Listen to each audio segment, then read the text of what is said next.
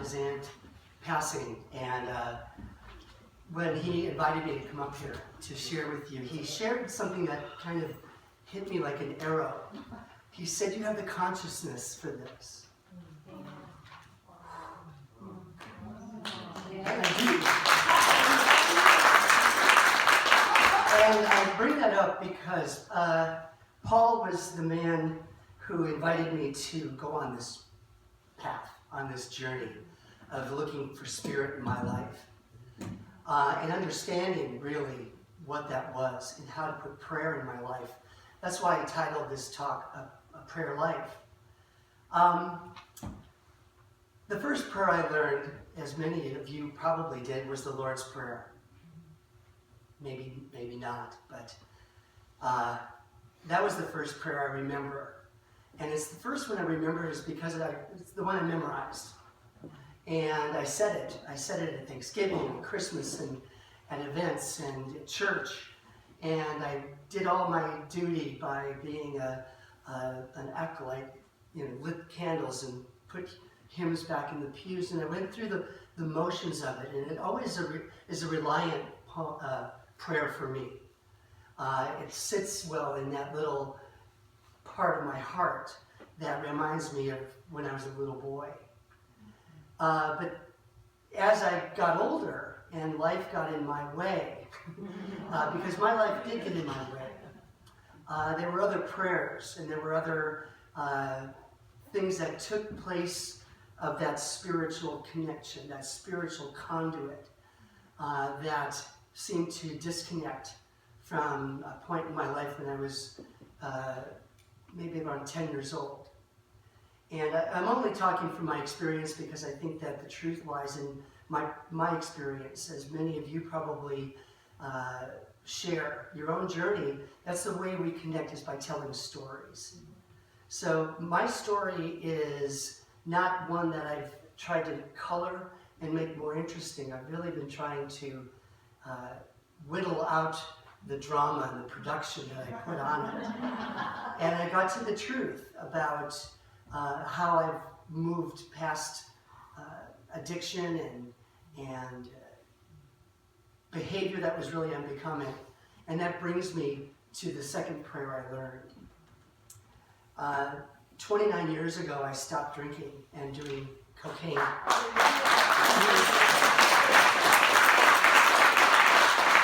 Thank you.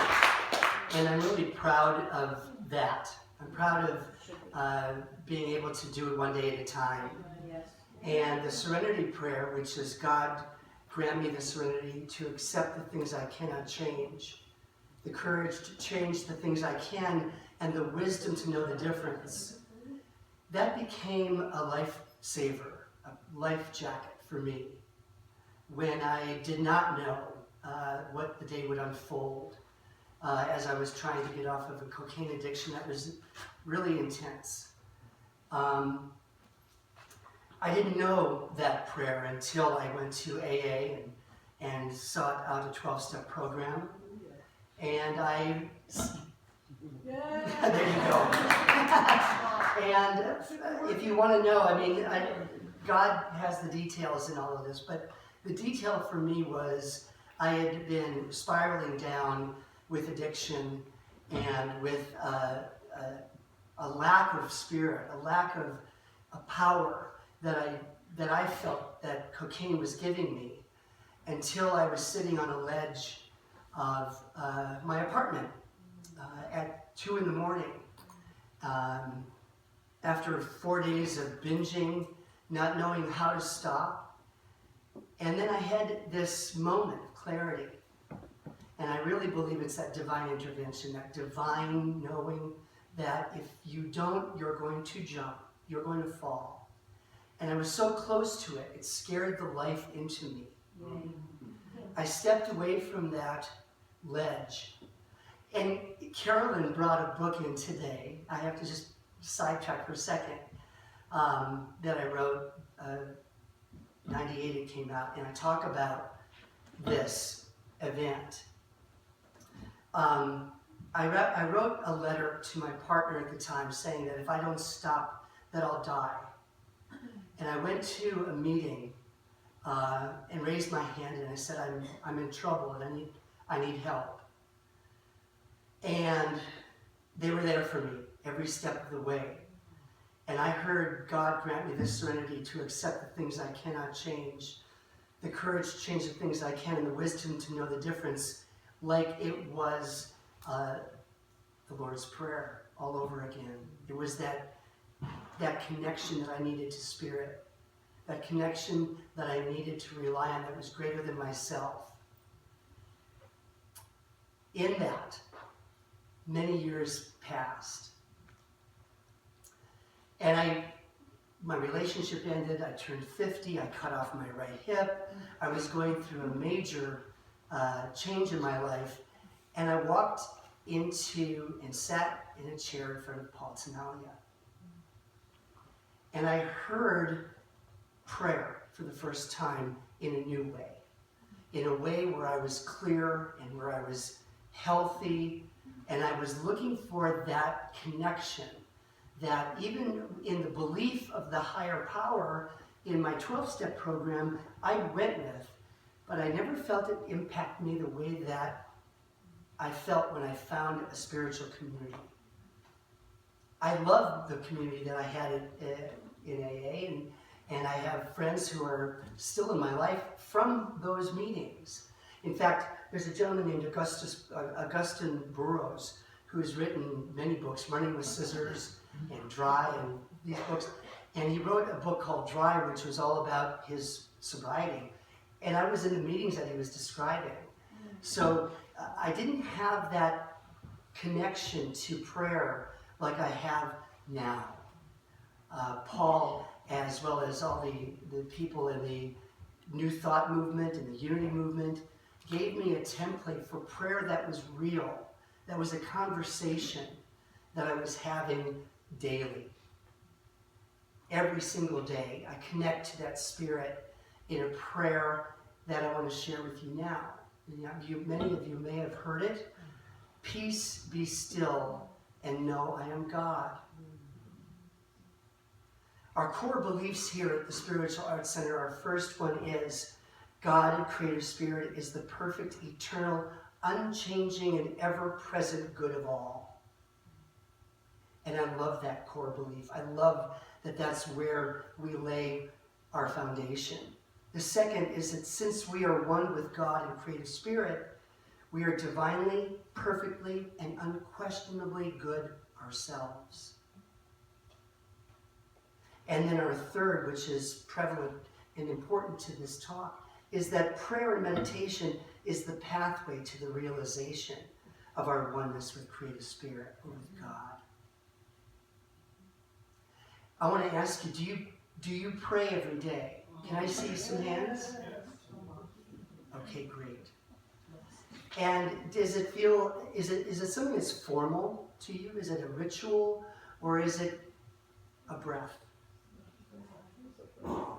Because in this gift that we've been given on this earth, which is this 24 hours a day, 7 days a week, the miracle of our life is already a prayer answered. We are perfect right here, right now, just the way we are. Everything is good and is directed at us as being good. It's when we start interrupting that and we start getting in our way and putting variables, people, places, and things in our way of that message that we veer off that path, where that daily talk, that daily connection to Spirit is so vital. Peace, be still, and know I am God. The lovely part about that, and the lovely part that I've been able to understand, is that God isn't He's not somewhere else. He's right here in this room. He's right here within me. He's here within you. It was on a retreat, and I see a friend of mine who I was in a prayer team with on retreat at one point. We were asked to go on a walk with God after a period of silence. And when you get quiet, when you get really quiet, you can hear those whispers, as I mentioned before. And after I like to talk, can you tell? But after a period of being quiet, you start to hear those whispers of good and those whispers of the divine source.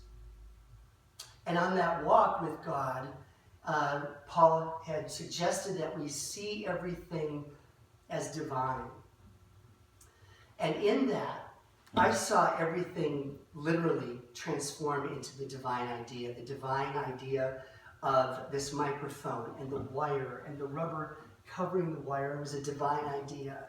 The flooring, the linoleum, the wood is a divine idea. It had to be created from somewhere, from something, from a being or a presence that's much greater than I am. And so in that big, enormous presence, I came from that.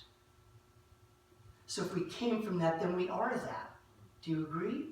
Yes. So that's where prayer comes into play for me.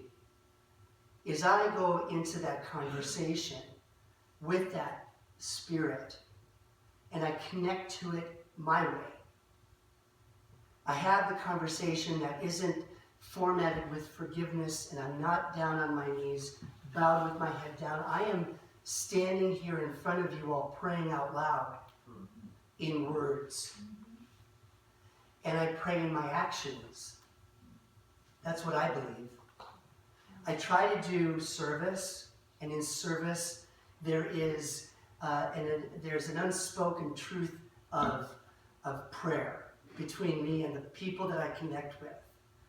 I connect with men and women at the Bowery Mission once a month, if I can do that, serving dinner. And there is such a beautiful relationship between the people that serve and the people being served that it is a palpable prayer. So I believe that prayer is everywhere. And it can be as simple as saying hello. It can be as simple as saying thank you. It can also be as simple as saying, I can't love you. It is as simple as saying, I'd like you to be quiet and not disturb me or my flow or my life. We can ask for everything that we want. And Edwina Gaines said something very, very, very, very special, which I continue to hear all the time. How many of you are familiar with Edwina? Okay, we are. In fact, the Spiritual Arts Center tithes. We just tithed to Edwina, which is a lovely way to support her ministry and her word. But she said, and she's this tall. She said she's addicted to hot rollers, which I love. I don't know if there's a 12-step program for that, but she did. But she said, when was the last time you called up Wards or Sears and said, just send me something pretty? You've got to get specific. And that's where your prayers become real. When you have that conversation, when you get specific with your life, with what you want, how you want your life to look, who you want your life to be with. The riches, those are obviously material things that make our lives comfortable, but they're not who we are. Where we live is just where we rest, but we do live in that constant communication with a bigger source. And for me, I get to rely on that, and I rest in that. Something I've been recently doing is a meditation practice, which I had years and years of discomfort being in my skin, where I just could not get quiet, I couldn't sit still. So I did everything to get out of to stay away from myself. But with meditation allows you to sit in the discomfort, in the vulnerability, in who you are, so that you can get specific with what you're going to ask for. I know that for me, I have to do it daily. It is a practice that I have come to rely on and that I've come to invest in. The consciousness that Paul talked about doesn't come quickly. It doesn't come overnight. It comes with practice. And as they say, how do you get to Carnegie Hall? Practice, practice, practice. Right? Well, with prayer, perfection is not the goal. It's the willingness to practice. So I'm trying to be willing to show up for me so that I can show up for you. And I would hope that you would do the same for me. Because this is a community that we're building. And the beauty of that is that our center here is growing. Paul has given us a tremendous amount of support, and I feel like the training wheels have come off. And in his absence, I think that we're rolling well.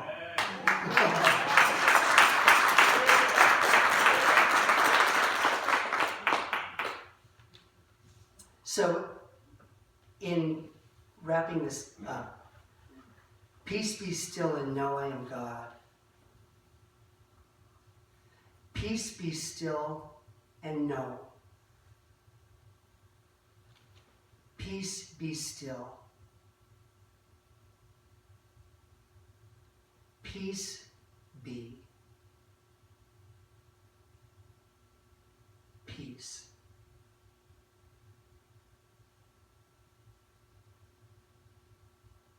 Please take a breath.